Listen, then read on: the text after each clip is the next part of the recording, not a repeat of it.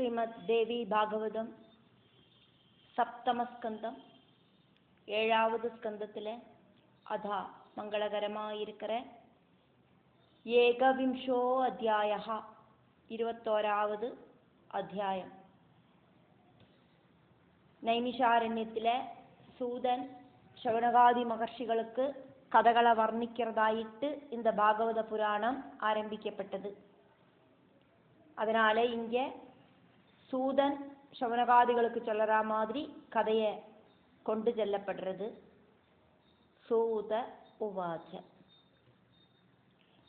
1வது ஸ்லோகம். ஏதஸ்மின் அந்தரே பிராப்தஹ. ஏதஸ்மின் அந்தரே பிராப்தோ ஏதஸ்மின்னந்தரே பிராப்தோ விஸ்வாமித்ரோ மகாதபாः அந்தகேன சமக்ருதோ தனம் ஸ்வம் யாஜிதும் ஹ்ருதா.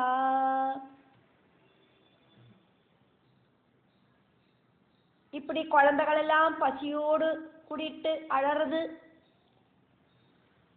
இப்படி இருக்கிற சந்தர்ப்பத்தில் ராஜா விஸ்வாமித்திரனுக்கு கொடுக்க வேண்டின தட்சிணை அதை கேட்டு வாங்கணும் அப்படின்னு மனசுல நினைச்சுண்டு மகா தபஸ்வியான விஸ்வாமித்திரன்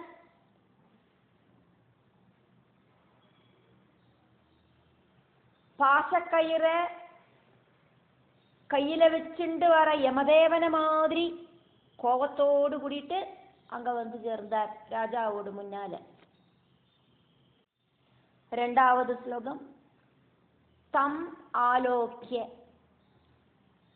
தமாலோக்ய ஹரிச்சந்திர பபாத புவி மூர்ச்சிதா சவாரிணா தமப்யுக்ஷ்ய ராஜானிமதமப்ரவீத். ராஜானம் இதம் அப்ரவீத். சவாரிணா தமப்யுக்ஷ்ய ராஜானமிதமப்ரவீத். ஹரிச்சந்திரன் விஸ்வாமித்ர மகர்ஷியை பார்த்து பயந்து நடுங்கி கீழே மயக்கம் போட்டு விழுந்தார். இனி இவர்கிட்ட பேசி சமாளிக்கிறதுக்கு நம்மளால முடியாது அப்படின்னு அவரோட மனசும் சரீரமும் எல்லாம் தளர்ந்து போச்சு.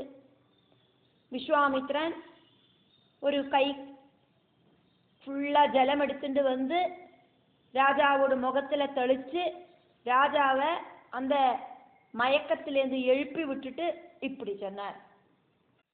3வது ஸ்லோகம். உத்திஷ்டஹா உத்திஷ்டா. ராஜேந்திரா ஸ்வாம் ததஸ்வ இஷ்டதட்சிணாம்.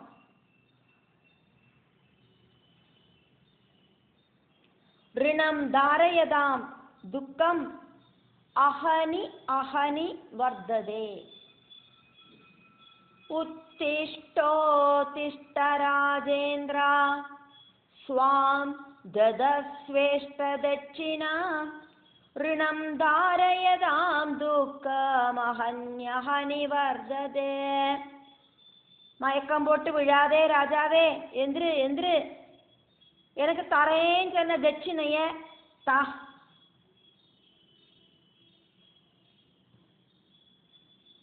ஒருத்தருக்கு கடனை திருப்பி கொடுக்கணும் அப்படின்னு நினைச்சு அந்த நாள் வர வர துக்கம் ஜாஸ்தி ஜாஸ்தி ஆயிட்டு வந்துட்டே தான் இருக்கும். அதெல்லாம் எனக்கு தெரியும். நீ மயக்கத்திலிருந்து முதல்ல எந்திரு, எனக்கு தரேன்னு சொன்ன தட்சிணைய கொண்டா. 4வது ஸ்லோகம். ஆப்யாயமான சததா ஹிமசீதேன வாரிணா அவாப்ய சேதனம் ராஜா விஸ்வாமித்ரம் அவேட்சியத. விஸ்வாமித்ரம் அவேட்சிய ச.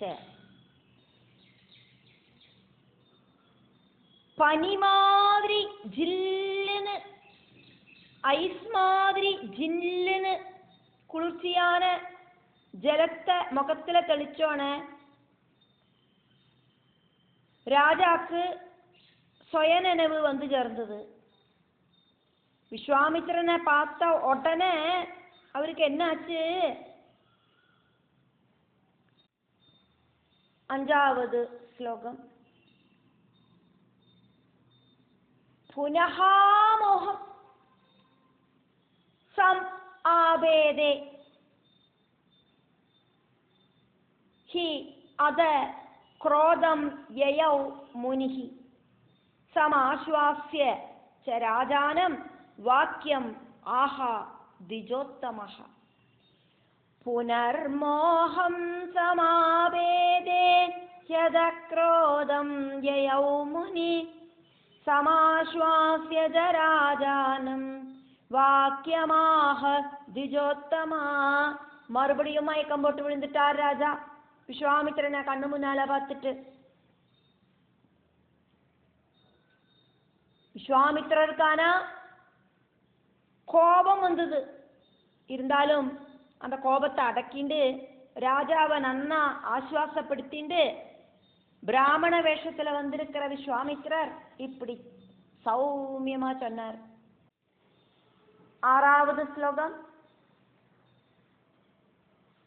சூதன் சௌனகாதிகளுக்கு நைமிஷாரண்யத்தில சொல்லற தேவி பாகவத புராண கதை. அதுல விஸ்வாமித்திர மகர்ஷி பிராமண வேஷம் போட்டுண்டு ஹரிச்சந்திர மகாராஜா கிட்ட என்ன சொன்னார் அப்படிங்கிறத விஸ்வாமித்திரரோட வார்த்தைகளாலேயே இங்க வர்ணிக்கப்படுறது. அதனால விஸ்வாமித்ர உவாச்ச दीयदां दक्षिणा दीयदां दक्षिणा सा मे यदि धैर्यमवेक्षसे धैर्यम् अवेक्षसे सत्येन अर्कः सत्येनार्कप्रदपदि सत्ये तिष्ठति मेदिनी. விஸ்வாமித்ரர் அப்படிங்கிற பிராமண வேஷம் போட்டுண்டவர் இப்ப ராஜா கிட்ட சொல்றார், நீங்கள் எனக்கு சத்தியம் எல்லாம் பண்ணி கொடுத்து அதுல உங்களுக்கு உறுதி இருக்கு அப்படின்னாக்கா எனக்கு தர வேண்டிய தட்சிணைய எனக்கு இப்ப தரணும். அப்படி நீங்க சொன்ன சத்தியத்தை உண்மையாக்கி மாற்றணும். சூரியன் பிரகாசிக்கிறது சத்தியம் இருக்கிற காரணமாயிட்டாக்கும். சத்தியம் எப்பவும் உள்ளதாக்கும். அதனாலேயாக்கும் சூரியன் ஜொலிச்சு நிற்கிறார். பூமி ஸ்திதி பண்ணுறது சத்தியத்திலேயாக்கும். அதனால நீங்கள் சொன்ன வாக்குறுதி சத்தியம் அப்படின்னா என்னோட தட்சிணையை இப்பவே எனக்கு தரணும். 7வது ஸ்லோகம். सत्ये च उक्तः सत्ये चोक्तपरो धर्म स्वर्ग सत्ये प्रतिष्ठिता अश्वमेध सहस्रं तो सत्यं च तुलयादृतम्. பரமமான தர்மம் அப்படிங்கிறது சத்தியமாக்கும். சொர்க்கம் அங்க இருக்கிறதும் சத்தியத்திலேயாக்கும்.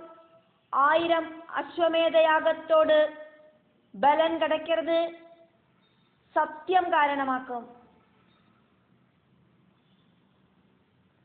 1000 அஸ்வமேத யாக பலத்தை ஒரு தராசுல வச்சு ஒரு சத்தியத்தை இன்னொரு தராசுல வச்சு தூக்கினானாக்கா. 8வது ஸ்லோகம். அஸ்வமேத சஹஸ்ராத்ஹி சத்யமேகம் விசிஷ்யதே. அஸ்வமேத சஹஸ்ராத் ஹி சத்யம் ஏகம் விசிஷ்யதே.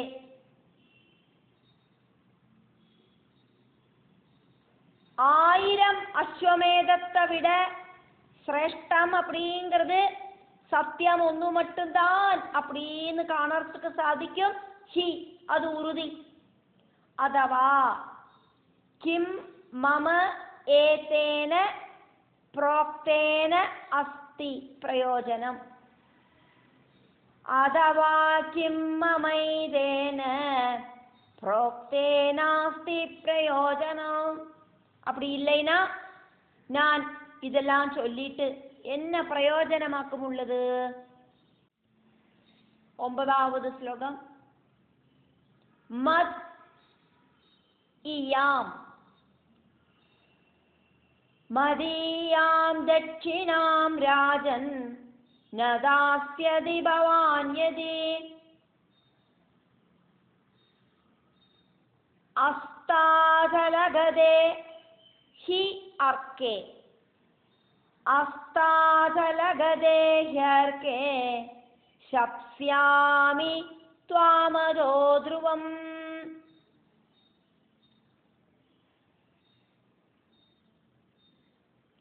ராஜாவே, எனக்கான தட்சிணை நீங்கள் தரலை அப்படின்னா சூரியன்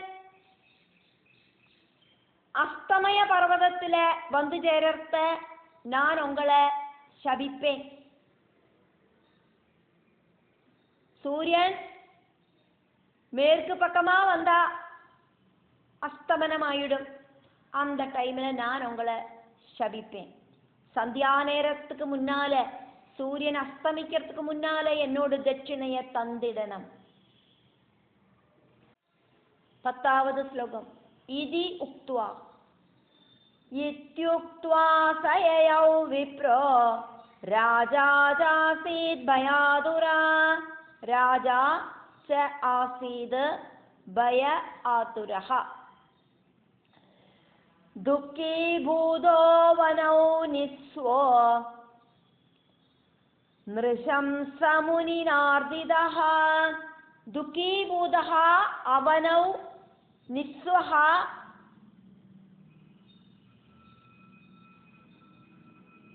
நிருஷம்ஸ முனினா அர்திதஹ. இந்த மாதிரி ராஜா கிட்ட சொல்லிட்டு அந்த பிராமணன் போயிட்டார். விஸ்வாமித்ரன் பிராமண வேஷத்திலேயாக்குமே வந்தது, அவர் போயிட்டார் அப்படின்னு சூதன் நைமிஷாரண்யத்தில் இருக்கிற சௌனகாதிகளுக்கு சொன்னார். சௌனகாதிகள் அப்படின்னா சௌனகன் தொடங்கின மாமுனி சிரேஷ்டர்களுக்கு புராண கதைகளை வர்ணிச்சு கொடுக்கிறார் சூதன். விஸ்வாமித்ர முனி அங்கேருந்து போன உடனே ராஜா பயந்து நெடுங்க ஆரம்பிச்சார்.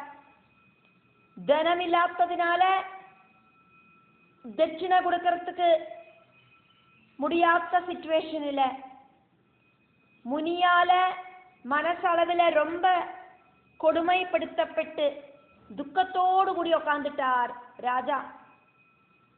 என்ன செய்யறது ஏது செய்யறதுன்னு தெரியாம உட்காந்துட்டார். அதுக்கப்புறம் அங்க என்ன நடந்தது அப்படிங்கிறத சூதன் சௌனகாதிகளுக்கு சொல்றார். அதனால சூத ஓவாச்ச. 11வது ஸ்லோகம். ஏதஸ்மின் அந்தரே ஏதஸ்மின் அந்தரே தத்ர ஏதஸ்மின் அந்தரே தத்ர பிராமணோ வேத பாரகா பிராமணைஹி பந்துபிஹி சார்தம் பிராமணைர்பந்துபிஹ் சார்தம் நிர்யயௌ ஸ்வக்ருஹாத்வஹி. இந்த டைம்ல வேத ஞானியான ஒரு பிராமணன் பந்துக்களான பிராமணர்களோடு கூடி அவரோடு கிரகத்திலிருந்து வெளியில வந்தார். 12வது ஸ்லோகம். ததோ ராஜ்ஞீ தூதம் திருஷ்ட்வா ஆயாந்தம் தாபசம்ஸ்மிதம் உவாச வாக்கியம் ராஜானம் தர்மார்த்த சகிதம் ததா. அந்த வழிக்கு நடந்து வர தாபசனை பார்த்த ராஜாவோடு தர்மபத்னியா இருக்கிற ராஜ்ஞி தர்மத்துக்கு கட்டுப்பட்டு ராஜா கிட்ட இப்படி சொன்னான். 13வது ஸ்லோகம். ത്രയാണാമപി വർണ്ണാനാം പിതാ ബ്രാഹ്മണ ഉച്യതേ പിതൃദ്രവ്യം ഹി പുത്രേണ ഗ്രഹീതവ്യം ന സംശയാ. மனைவி ராஜா கிட்ட சொல்லறதாக்கும் பார்க்கிறோம். ராஜா எந்த அளவுக்கு தர்மிஷ்டனாக்குமோ அதே மாதிரி மனைவியும் அதர்மமாயிட்டு ஒன்றும் சொல்ல மாட்டா, தர்மிஷ்டையாக்கும். ராஜ்ஞி ராஜா கிட்ட சொன்னா,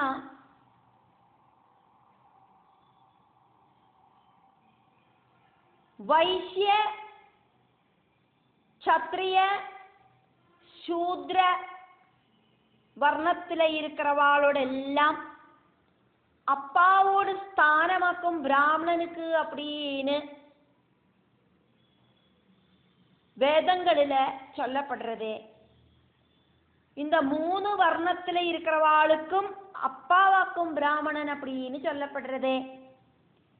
நம்ம சத்திரிய குலத்துல பிறந்தவாளாக்குமே, அதனால அப்பாவோட ஸ்தானத்துல இருக்கிற தாங்க வந்துட்டு இருக்காரே அந்த பிராமணன் கிட்ட அப்பாவாயிட்டு நினைச்சு தனம் സ്വീകരിக்கிறதுல, நீங்கள் புத்திரனாயிட்டும் அவர் அப்பாவாயிட்டும் அப்படின்னு ஒரு பாவத்துல அவர்கிட்ட பணம் கேட்டு வாங்கறதுல தவறில்லை அப்படின்னு எனக்கு தோணுறது. அப்பா கிட்ட தனம் புத்திரனுக்கு സ്വീകരിக்கிறதுல தவறு கிடையாது அப்படின்னு சொன்னா. 14வது ஸ்லோகத்துல ஃபர்ஸ்ட் லைன் ராஜ்ஞி ராஜா கிட்ட சொல்றதும், 2வது லைன் ராஜா பதில் சொல்றதுமாக்கும் சூதன் சவனகாதிகளுக்கு வர்ணிக்கிறார். தஸ்மாத் அயம் பிரார்த்தனீயः தனார்த்தம் இதி மே மதிஹி. தஸ்மாதயம் பிரார்த்தனீயோ தனார்த்தமிதி மே மதி. அதனால தனத்துக்காயிட்டு நீங்கள் கொடுக்க வேண்டிய தட்சிணையாயிருக்கிற அந்த தனத்துக்காயிட்டு இந்த பிராமணன் கிட்ட ரிக்வெஸ்ட் பண்ணலாம் அப்படின்னு எனக்கு தோணுறது. அதுக்கு ராஜா பதில் சொல்றார். 2வது லைன் ராஜோவாஜா ந அஹம் பிரதிகிரகம் காம்சே சத்ரியஹ அஹம் சுமத்தியமே. அழகியாயிருக்கிற என்னோட மனைவி, ஒரு காரியம் நீ புரிஞ்சுக்கோ, நான் ஆறுகிட்டேயும் கை நீட்டி எதுவும் வாங்க மாட்டேன், அது என்னோட ஆக்ரகம் இல்லை, நான் சத்ரியனாக்கும். 15வது ஸ்லோகம் ராஜா சொல்றார். யாஜனம் கலு விப்ராணாம் க்ஷத்ரியாணாம் ந வித்யதே குருர்ஹி விப்ரோ வர்ணானாம் பூஜனீயோஸ்தி சர்வதா. பூஜனீயः அஸ்தி சர்வதா. எல்லா விதத்திலையும் எல்லாராலையும் ரெஸ்பெக்டோடு கூடிட்டு பூஜிக்கப்படுறவாளாக்கும் பிராமணா. அடுத்தவாகிட்ட கையேந்தி யாஜிக்கிற நிலைமை பிராமணாளுக்கும் சத்திரியர்களுக்கும் சொல்லப்படலை. வர்ணங்களோடெல்லாம் குரு பிராமணனாக்கும். பிராமணன் எல்லா விதத்திலையும் ரெஸ்பெக்டோடு கூடிட்டு பூஜனீயனும் ஆக்கும், அதுல எந்த டவுட்டும் இல்லை. ராஜா அப்படிங்கிறவர் சத்திரியனாக்கும். ராஜ தர்மம் அப்படிங்கிறது எல்லாருக்கும் எல்லாம் நிறைய கொடுத்து தானம் பண்ணி எல்லாரையும் நன்னா சம்ரட்சணம் பண்றது அப்படிங்கிறதாக்கும். அப்படி இருக்கிறத நான் ஆரிட்டையும் கையை நீட்டி எனக்கு அதை கொடுங்கோம் இதை கொடுங்கோம் அப்படின்னு கேட்க மாட்டேன், அதுக்கு நான் விரும்பலை.